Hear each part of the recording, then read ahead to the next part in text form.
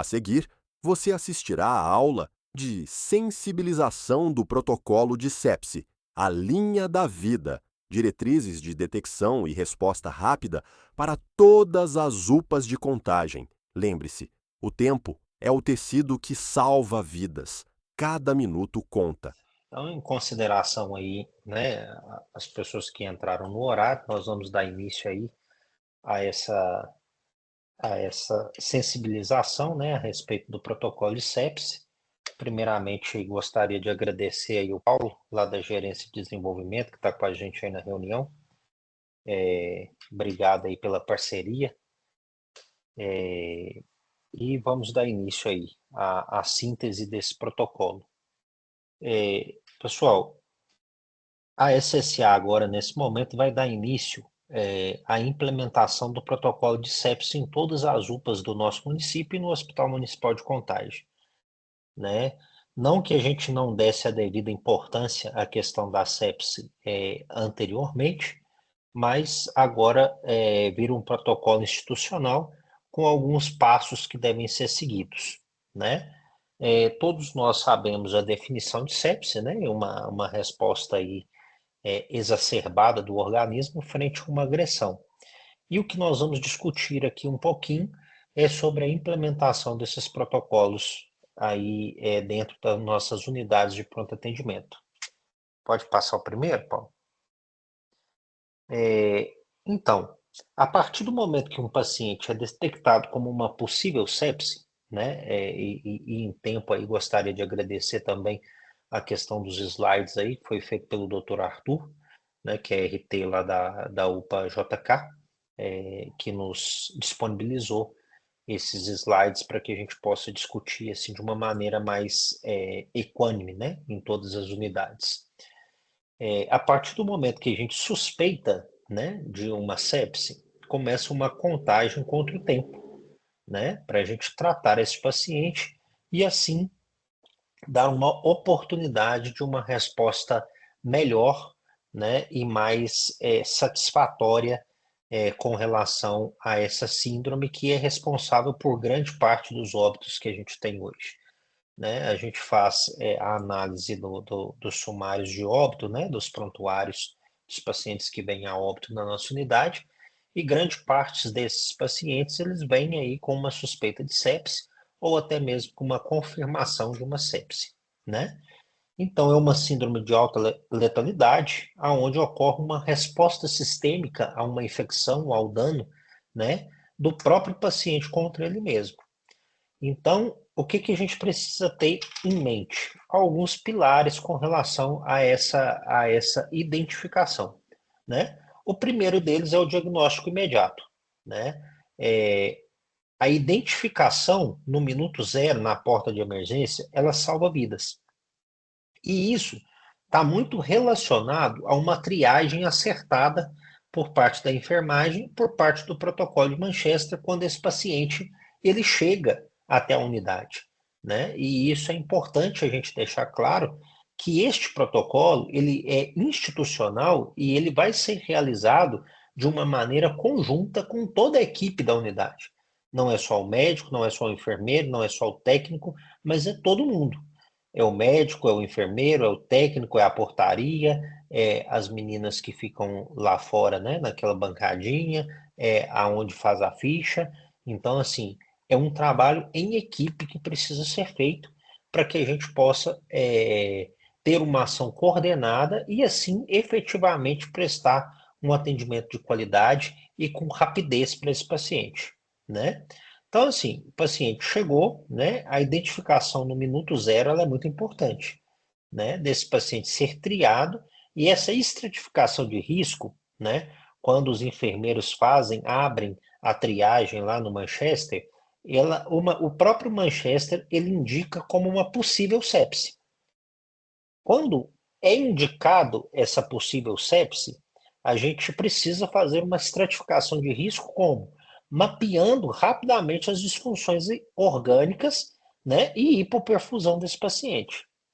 A partir do momento que isso é identificado, a gente passa para o pilar 3, que é o ataque na primeira hora, né, que é a hora de ouro do paciente com sepse, né, que é um antimicrobiano efetivo administrado em até 60 minutos a partir do momento desse diagnóstico desse paciente. Pode passar? Aí a gente vê nessa tela, gente, os critérios de alerta com o mapa da disfunção, né? O que vai nos chamar a atenção a princípio? Uma frequência cardíaca mais alta, uma frequência respiratória mais alta, uma temperatura mais alta ou mais baixa, e depois, né, posteriormente, quando a gente tiver o resultado dos exames, um paciente que vai apresentar uma leucocitose ou uma leucopenia. Além disso, né, o que a gente pode ver de disfunções orgânicas nesse paciente, né? Um Glasgow menor que 15, um paciente apresentando um quadro confusional, uma pressão sistólica menor que 90, uma saturação de oxigênio menor que 90, diurese menor que 0,5 ml quilo-hora, ou creatinina maior que 2, aumento de bilirrubinas, lactato elevado ou uma plaquetopenia, também são sinais indicativos, né, de uma deteriorização clínica e de um paciente que precisa de uma resposta imediata nossa, né? E aí nós vamos discutir mais para frente aí como vai ser essa resposta que a gente vai dar.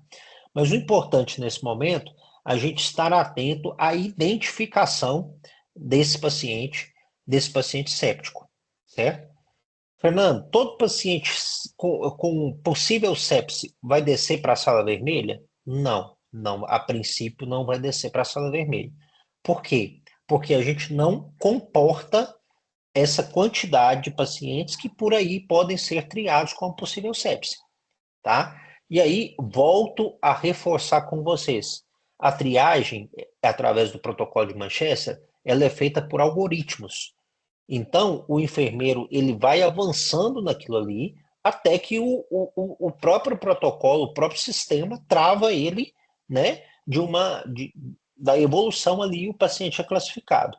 Então, todo paciente com uma possível sepse vai ser classificado de laranja. E esse atendimento deve ser realizado em até 10 minutos, certo? Pode passar o próximo.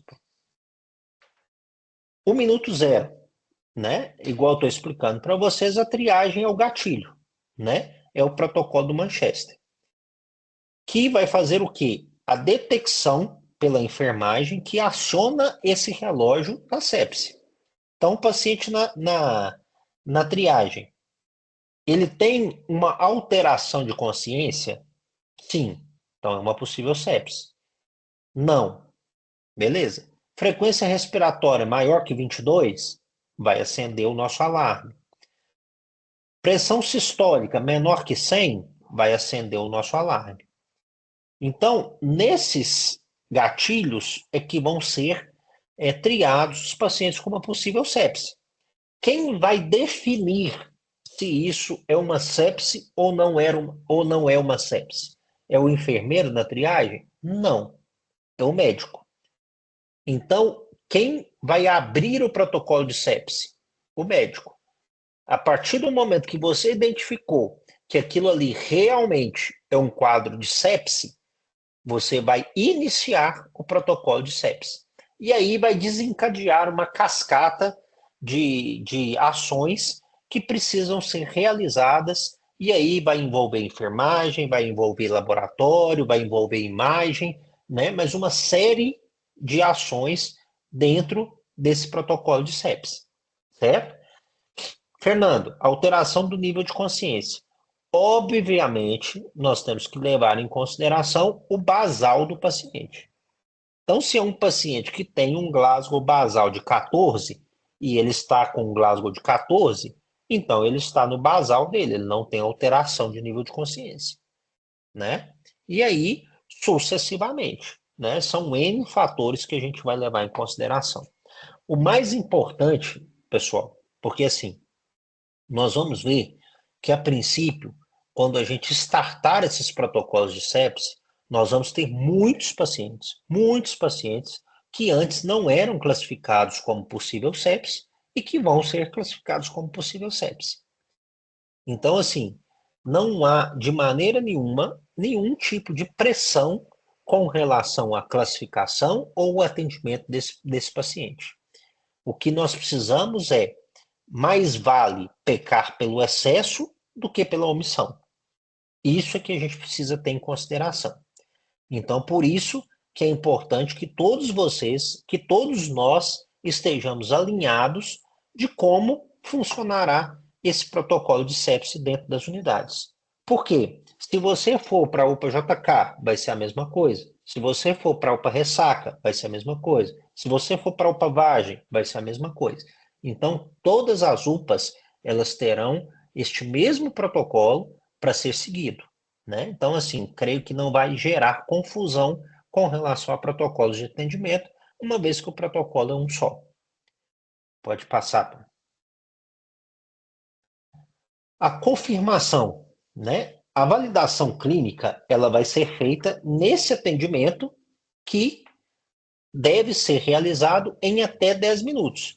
Ah, Fernando, o paciente foi classificado de laranja. Eu preciso esperar 10 minutos para atendê-lo? Não. Ele é um paciente que tem prioridade de atendimento. Então, nós vamos deixar aquilo que a gente está fazendo, obviamente, né? Deixar, quando eu falo, não é, eu estou atendendo um paciente, vou parar? Não, não é isso. Mas é a nossa prioridade, tá? Então, essa validação, ela vai ser feita em até 10 minutos após a triagem. O que eu falei para vocês? A triagem, ela não dará início ao protocolo de sepse. A triagem, ela vai te indicar que este quadro desse paciente pode ser uma sepse. Então, um paciente com uma possível sepse. Ela vai te dar o alerta e você, através da sua decisão clínica, você vai indicar se abre o protocolo de sepse ou se não abre o protocolo de sepse se esse paciente não se enquadra nesse protocolo, né? Então, nós precisamos estar atento a que o paciente tem um foco infeccioso suspeito ou confirmado. Se ele não tem um foco infeccioso suspeito ou confirmado, o protocolo nem se abre ali a partir do atendimento médico, né? O médico vai entender que aquilo ali não é uma sepse. Se o paciente está em cuidados de fim de vida, né? Se é um paciente paliativo, se é este o caso, então a gente precisa entender como nós vamos direcionar esse paciente, né? Dentro desses cuidados paliativos. Lembrando sempre o que eu sempre falo com vocês: cuidado paliativo não significa desassistência. Significa que o paciente precisa de um conforto e que não vão ser realizadas medidas heróicas, medidas invasivas, no intuito, né, de prolongar a vida daquele paciente. Mas em momento nenhum significa desassistência.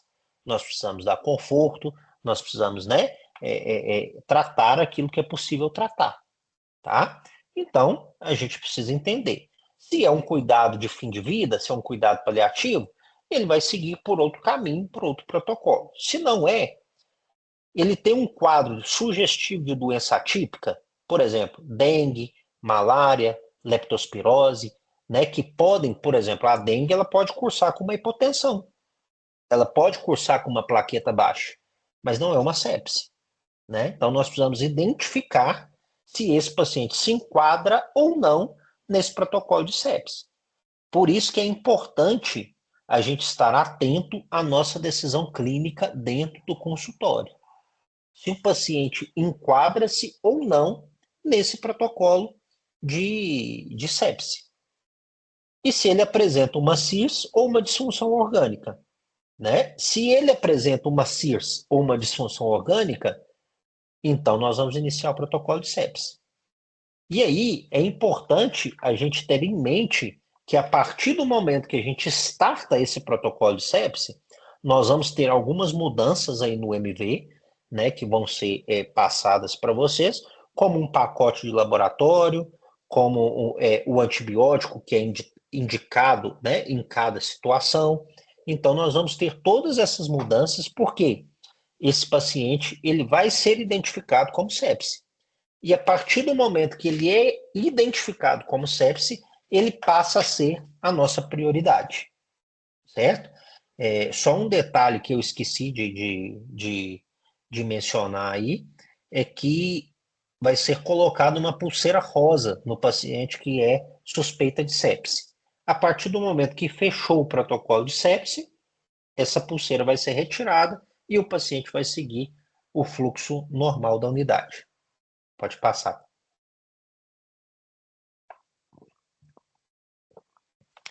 Então, a gente vê aí o pacote de ouro, que são as primeiras 3 horas. As ações, elas devem ser simultâneas para um diagnóstico e a ressuscitação desse paciente, né? Na trilha A, a gente vai ter foco e os antimicrobianos. Então, que é o quê? Vai ter um pacote no MV que, quando você digitar lá nos exames sepse, ele vai abrir um pacote com os exames, né, que foram pré-definidos para esse paciente séptico. Então, que é gasometria, hemograma, creatinina, coagulograma, lactato, bilirrubinas, né? E não me lembro mais os outros assim de cabeça. Mas tem um pacote que vai abrir, você vai só clicar lá e já vai sair todos os exames da sepse. Importante também, na nossa primeira hora, a coleta de 2 amostras de culturas. Se você está suspeitando de uma sepse de foco urinário, eu tenho que colher urocultura. Se você está suspeitando, né, além das hemoculturas, eu tenho que colher também a urocultura. Agora, é importante a gente entender que a coleta dos exames, ela não pode retardar o início da antibiótico-terapia. Eu tenho até 1 hora, até 60 minutos, para iniciar esse antibiótico. Se não vai ser possível iniciar esse antibiótico dentro dessa 1 hora por qualquer motivo, aliás, se não vai ser possível, desculpa, coletar os exames dentro dessa 1 hora por qualquer motivo, eu não vou retardar o início do meu antibiótico por conta disso, né? Aí fala em administração de antibiótico de amplo espectro, mas a gente vai ver mais para frente um pouquinho, em outros slides, a indicação do antibiótico de cada um. A gente está também junto, né? A gente vem trabalhando nesse protocolo para que ele tenha, quando você clicar lá na prescrição, ele tenha uma orientação da CCIH de qual antibiótico que deve ser utilizado nesse contexto que você está suspeitando. Se é uma sepse de foco pulmonar, se é uma sepse de foco cutâneo, se é uma sepse de foco indeterminado, se é uma sepse de foco urinário, para que a gente tenha um direcionamento do antibiótico. E caso você opte por não utilizar este antibiótico que está sendo indicado, você tem que justificar por que você não vai utilizar o antibiótico que está sendo indicado. A expansão volêmica, né? Lembrando que a trilha A com a trilha B, elas estão separadas aqui, mas elas caminham junto. A gente está fazendo todo esse processo concomitantemente. Então, a expansão volêmica, ela é muito importante no paciente que chega hipotenso, né? Porque a maioria dos pacientes que chegam hipotensos, eles vão responder à ressuscitação volêmica. E aqueles que não respondem à ressuscitação volêmica, nós também não vamos retardar o início de drogas vasoativas, né? Então, se eu tenho uma PA sistólica que se mantém abaixo de 100, abaixo de 90, mesmo após a minha ressuscitação volêmica vigorosa, né, sempre levando em consideração as especificidades, por exemplo, um paciente que é cardiopata, um paciente que é renal crônico, e que nesses casos eu tenho que avaliar muito bem a minha hidratação para esse paciente, né, sobre o risco de piorar o paciente ao invés de melhorar, né? Então, sempre que eu não tenho uma resposta após este volume, eu não vou retardar o início de drogas vasoativas. Lembrando sempre que a droga vasoativa ela pode ser iniciada, né, no acesso venoso periférico, até que se tenha um acesso venoso central definitivo, né, para manter essas drogas aí para esses pacientes. Então, qual paciente que vai receber essa ressuscitação volêmica que aí gira na casa dos 30 ml quilo na primeira hora, ou um paciente com uma PA sistólica menor que 90, menor ou igual a 90, ou um lactato maior que 20, né? E os vasopressores num paciente que, mesmo após a ressuscitação volêmica, ele mantém um quadro aí de hipotensão. Lembrando sempre de avaliar a perfusão desse paciente e programar o segundo lactato, que deve ser feito com 3 horas do paciente na unidade. Pode passar, por favor? A investigação diagnóstica. O relógio do laboratório e as metas de liberação, né? O que ficou pactuado? Imediatamente sair o resultado da gasometria arterial com íons e lactato arterial, né? Que é aquela fitinha da gasometria que vem para a gente, né? Então, imediatamente vai ser disponibilizado para vocês esse resultado. Em até 30 minutos, o hemograma. Em até 1 hora, os exames bioquímicos básicos, né? E em até 2 horas, o coagulograma com bilirrubinas. Aí, o Arthur até colocou aí a regra de ouro das culturas. As hemoculturas devem ser coletadas idealmente antes do antibiótico. O que eu falei para vocês lá atrás. Caso atrase, né, a coleta, não vamos postergar o antibiótico. A gente vai administrar o antibiótico imediatamente, né? O que ficou definido a princípio? Tanto gasometria, como exames laboratoriais, como a coleta de culturas, ela vai ser realizada pelo enfermeiro.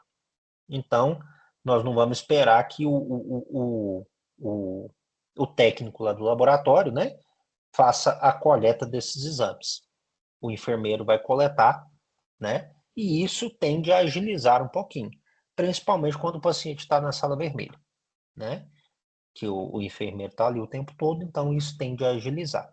Mas as nossas metas de tempo são essas, para que a gente possa dar um atendimento assertivo e o mais rápido possível para esses pacientes que chegam nas nossas unidades.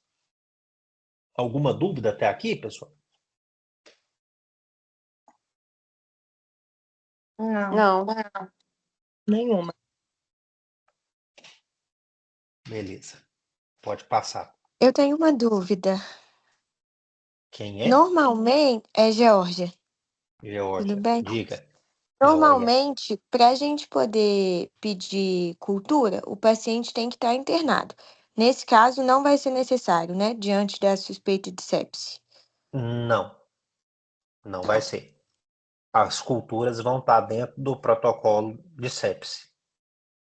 Entendi, tá bom. É porque normalmente, assim, às vezes acontece da gente pedir, sabe que é um paciente que vai ficar internado, mas ainda não fez os papéis e pede uma cultura já antes de iniciar o antibiótico, aí normalmente a técnica fala, ah, só pode fazer quando internar.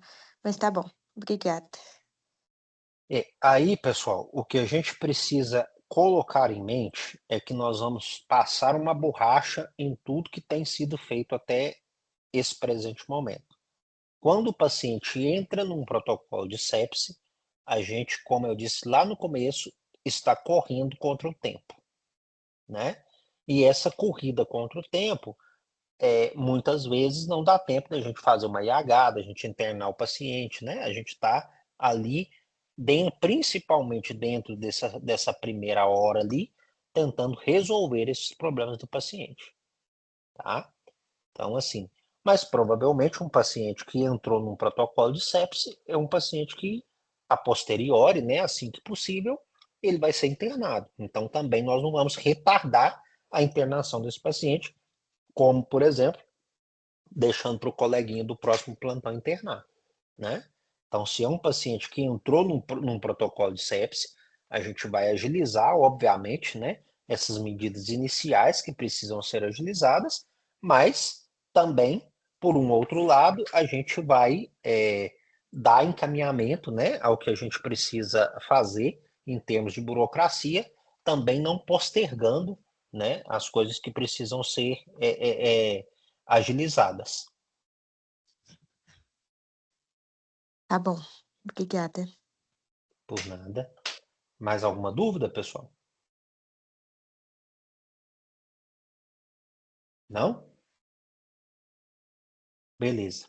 Então aí nós temos a matriz de terapia antimicrobiana empírica, né? A dosagem de ataque, obviamente, ela é obrigatória, né? É aquela dosagem que a gente vai colocar lá agora, né? Então, a gente vai, e daí ajustar de acordo com a necessidade de antibiótico-terapia desse paciente. Então, por exemplo, um foco pulmonar, né? O nosso esquema principal é ceftriaxona e azitromicina para pacientes vindos da comunidade. Então, assim, aí eu pergunto para vocês: o paciente estava em casa, tem uma pneumonia, eu preciso iniciar um cefepime para ele porque esse paciente está séptico? Não. Não, né? É uma pneumonia comunitária. Então, a gente vai tratar com antibiótico que trata a pneumonia comunitária, que responde muito bem a ceftriaxona e azitromicina. Alternativas para pacientes alérgicos é o levofloxacino. Urinário, ceftriaxona. Como alternativa, gentamicina. Abdominal, ceftriaxona mais metronidazol. Se tem alergia, uma opção, genta mais metronidazol. Pele e partes moles, oxacilina e cefazolina. Necrosantes, clindamicina e ciprofloxacina. Sem foco definido, cefepime, metronidazol. De catéter venoso central, às vezes um paciente, por exemplo, que faz diálise, né, que está com um catéter, né, porque assim, lembrando que a sepse, o protocolo de sepse, ele não é instituído somente para o paciente que chega na porta. O paciente que está internado na enfermaria, ele também pode evoluir com uma sepse. E é preciso que a gente esteja atento a este paciente que está na unidade e que vai evoluir para uma sepse. E essa sepse pode ser de vários focos, né? Então, dentro de um foco sem definição, a gente opta por um antibiótico de amplo espectro, que é o cefepime, né? E do catéter, ceftazidima e vancomicina. Lembrando que todas as vezes o cefepime, né, e outros antibióticos, acho que o Jorge está aí, não sei se ele consegue me ajudar para lembrar, eles necessitam de autorização do RT médico. O que ficou definido? Nós não vamos postergar o início do antibiótico. Porque, por exemplo, às vezes você está de plantão na UPA, à noite, de madrugada, né? Eu não vou ver a sua mensagem naquele momento pedindo para liberar um antibiótico. Então, às vezes, o que acontece? Nós não vamos postergar o início desse antibiótico. Mas toda vez que esses antibióticos forem prescritos, eu vou receber um e-mail me notificando sobre esse antibiótico para que eu possa fazer a análise dentro de até 48 horas se a gente mantém esse antibiótico ou desescalona esse antibiótico. Certo? Então, é muito importante que a gente tenha uma consciência do uso do antibiótico, né? Porque às vezes a gente quer dar um tiro de canhão numa formiguinha. E isso gera vários problemas, como vocês bem sabem, como, por exemplo, multiresistência, né? E outras situações mais aí. Tá me ouvindo, Jorge?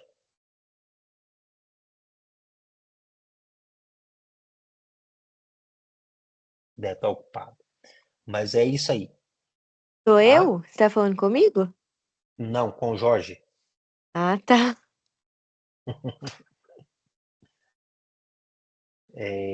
Pode passar, não? Então vejam bem, o que a gente montou aí? O controle anatômico do foco infeccioso, né?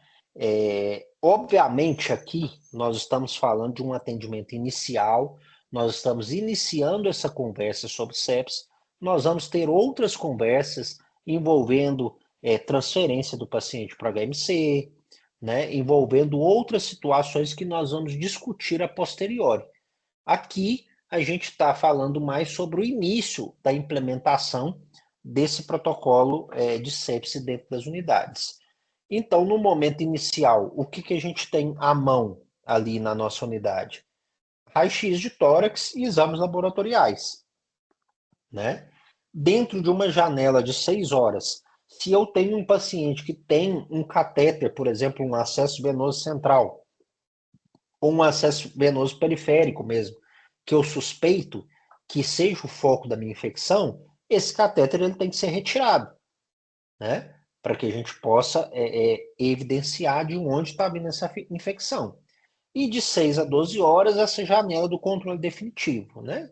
Que são drenagem de abscesso, desbridamento cirúrgico de necrose, como, por exemplo, faceite, e remoção de próteses infectadas. Por isso que eu estou falando para vocês que, nesse primeiro momento, nós estamos trazendo para vocês a proposta de iniciar esse protocolo de sepse, mas que ele vai vir com com outros desdobramentos, né, vamos dizer assim, que envolve o hospital municipal, que envolve o núcleo de regulação, que envolve a transferência desse paciente de uma maneira mais rápida e de uma maneira mais efetiva para que possam ser tratados aí situações que necessitam de um ambiente hospitalar ou de qualquer outra situação aí.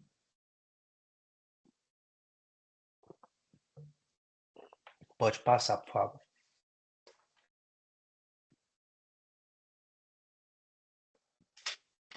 Então, o protocolo de ressuscitação hemodinâmica, né?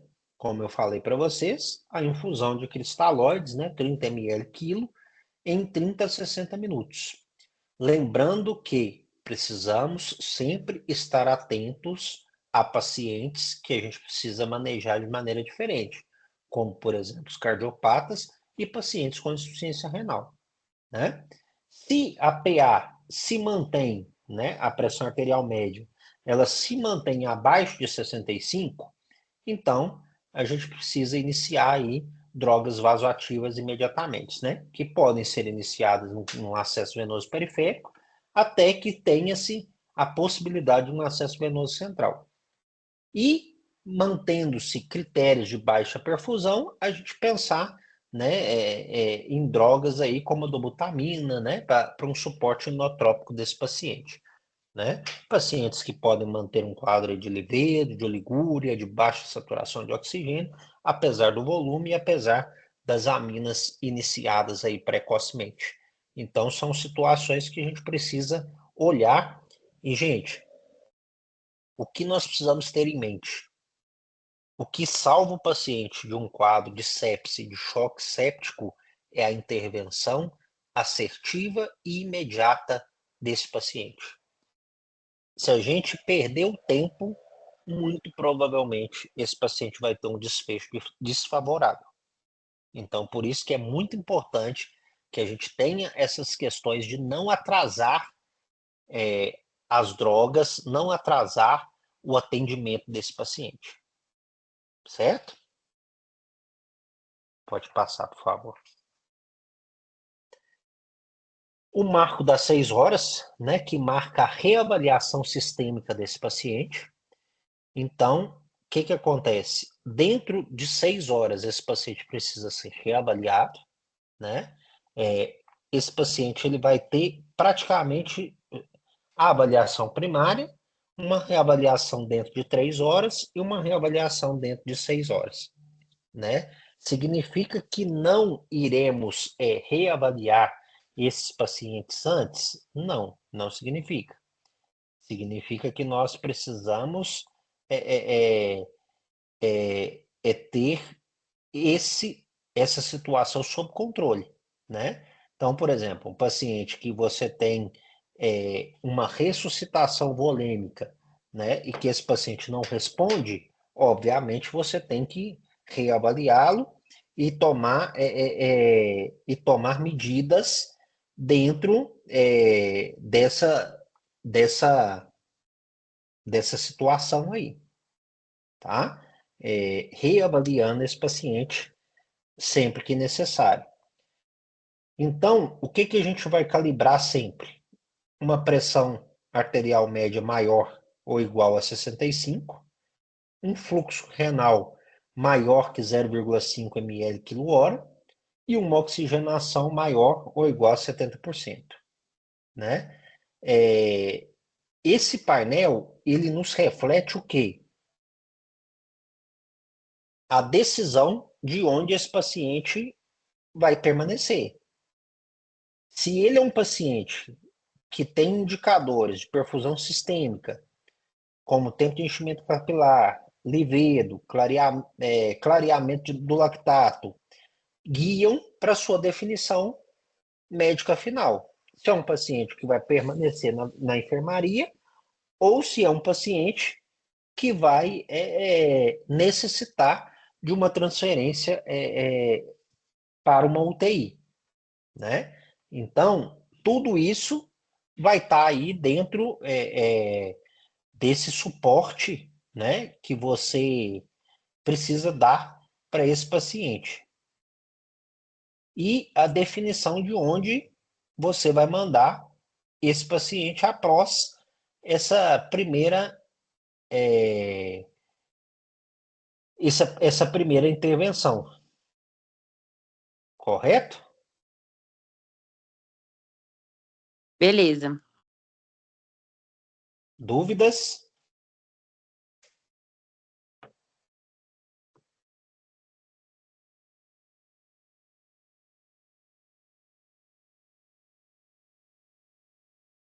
Só corrigindo aqui uma questão que o, o Lucas me mandou aqui, que a gente falou 30 ml quilo-hora, né? E não é 30 ml quilo-hora, é 30 ml quilo em 3 horas.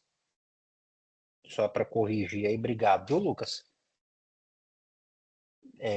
Só para corrigir essa informação aí.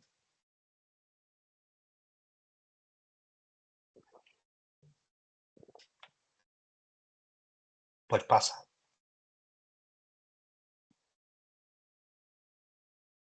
Aí nós temos aí, o Arthur colocou também essa ilustração aí para um arsenal de suporte avançado, né? Medidas sistêmicas para proteção orgânica no choque séptico. A corticoterapia, ela está indicada num choque refratário, né? Então, aquele paciente que você fez as medidas iniciais, que você iniciou vasopressores e mesmo após isso, ele continua refratário, então está indicado a corticoterapia. O controle glicêmico, né? Manter sempre uma glicemia aí, menor que 180, evitando hipoglicemias e variações abruptas, né? Sempre preferir uma ventilação mecânica com uma estratégia mais protetora, né? E as profilaxias, né? Que é a enoxaparina e as profilaxias de úlcera de estresse, né? Que são os bloqueadores do H2 ou IBP, né? No nosso caso, a gente utiliza mais o IBP. Pode passar. Aí, pessoal, aquilo que eu falava para vocês antes, né? O nosso protocolo de sepse, ele funciona em equipe, né? Ele é como se fosse um esporte em equipe, onde a gente precisa da enfermagem, precisa do técnico, precisa da farmácia, precisa do laboratório, né? Onde há disponível, no nosso caso, a gente não tem a fisioterapia, né? A nutrição a gente tem de uma maneira assim, não muito ali presente, né? Assim, fisicamente, mas a gente tem a nutricionista lá que acompanha os casos. Mas assim, a gente precisa de toda a equipe trabalhando como uma engrenagem e funcionando bem para que a gente possa, de uma maneira efetiva, responder à gravidade desse paciente, certo? Então, a enfermagem, né? Como maestro ali, ela classifica o paciente, né? Depois ela vai acionar o laboratório, né, após a prescrição do médico, puncionar um acesso venoso calibroso, né, jugular, se periférico falhar, e ela supervisiona, né, a pressão desse paciente, a diurese desse paciente, para que ela possa informar para o médico ali a deteriorização clínica desse paciente, né? O técnico, ele é a linha de frente, obviamente, né? Ele executa a punção, administra o antimicrobiano, né? Prioritariamente, cobra do laboratório, e a farmácia na dispensação prioritária. Lembrando que, a partir do momento da instalação do protocolo de sepse, o paciente classificado, quando ele entra no protocolo de sepse, ele passa a ser a prioridade dentro da unidade, né? Inclusive para dispensação de medicamentos, né? E o laboratório, com as análises críticas, liberando os exames e comunicando os resultados graves, né? Lembrando que a gente pactuou aí a liberação das hemoculturas em até 7 dias, né? Aí vale muito também para a parte de enfermaria, né? Para a Tássila, para as outras meninas aí, a Ana, a Simone, que fazem enfermaria. Pode passar, por favor.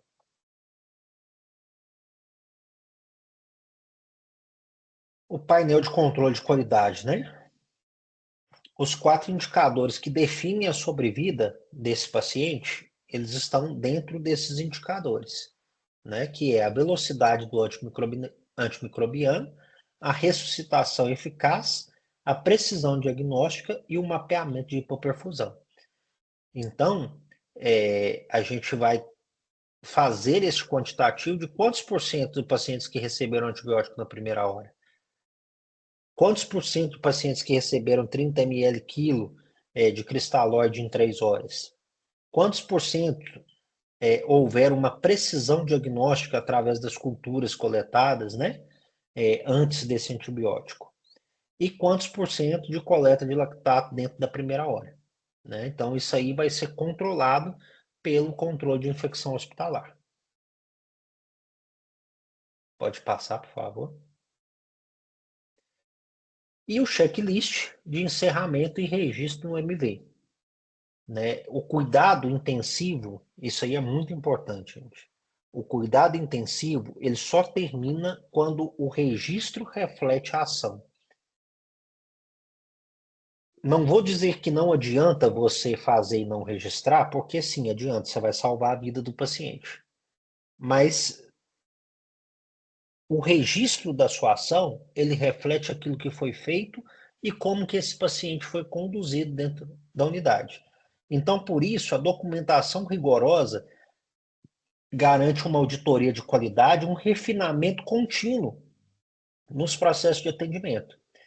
Então, a gente precisa evoluir as reavaliações que a gente faz dos nossos pacientes, a gente precisa ter um nível de cuidado definido, né, com acionamento do NIR para transferência, formulário de gerenciamento de sepse, né, preenchido integralmente pela medicina e pela enfermagem no sistema MV. Como eu falei para vocês, mais para frente nós vamos trazer para vocês essas mudanças que vão ser feitas no MV, vai ter uma evolução somente para protocolo de sepse, né, onde você vai marcar lá as coisas que foram realizadas nesse paciente. Então, assim, a gente está dando um passo gigantesco na melhora e na qualidade desse paciente que chega na nossa unidade com um quadro séptico.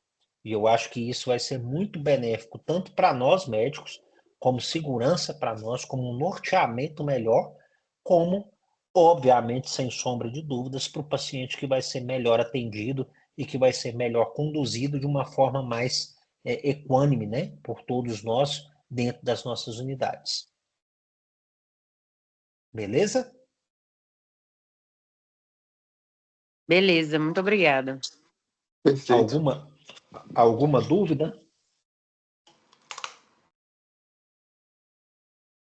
Dúvidas?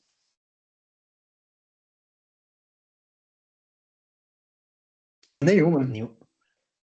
Nenhuma dúvida? Não. Beleza. Eu vou agradecer a participação do Paulo, pessoal. A gente vai encerrar a gravação, mas eu vou pedir vocês para continuarem um pouquinho aqui. Fernando? Oi, Jorge. Boa noite a todos. Queria parabenizar pela iniciativa. Eu acho importante, nesse contexto que a gente está trabalhando, a gente trabalhar esse esse ponto tá importante, né, que é o protocolo da CEPS, né, que a instituição está muito empenhada para a gente levar e executar esse protocolo 100%, né? O quanto que isso faz a diferença na vida dos pacientes, a gente sabendo que a sepse é uma das principais causas de mortalidade, né, nas urgências e emergências. E assim, e você passou muito bem o recado, se suspeitou, tratou, né? Suspeitou, tratou. Eu acho que o mais importante sempre é a gente fazer aquilo que vai trazer maior segurança para o nosso paciente. E reiterar assim, os parabéns pela iniciativa. Acho que teve uma participação muito boa também.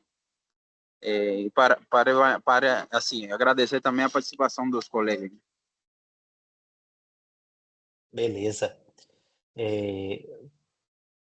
Como eu estava falando para vocês, pessoal, agradecer aqui a participação do Paulo, lá da gerência, né, de desenvolvimento de pessoas, da SSA, né, que organizou aqui essa sala para a gente.